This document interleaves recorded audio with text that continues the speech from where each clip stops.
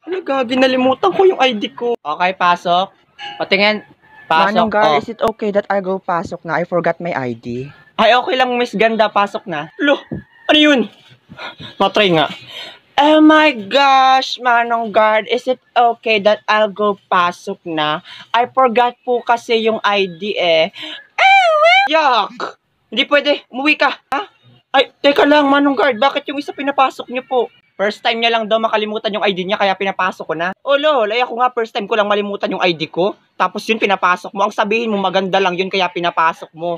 Ang harot-harot nito ay mukha namang kargador. Ikaw nga, kababaeng tao mo, mukha kang construction worker. Kasi bunganga mo, lumabas ka dyan, babangasan kita. Umuwi ka na, hindi kita papapasukin kahit may ID ka pa. Umanda ka sa akin, ipapakulam kita, buisit ka. Lumayas ka na, hindi ako natatakot sa'yo. Ang kapal ang mukha nito ay mukha ka namang asong bangaw. Makakarma ka rin, buisit ka. O, ay ano naman, at least hindi ka nakapasok. Manong Guard, anong kaguluhan yan?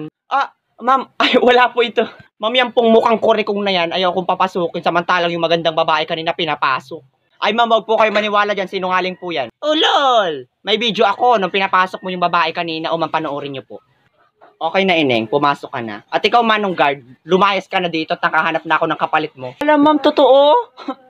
Manong Guard, ikinalulungkot ko pong lalayas na kayo. Deserve!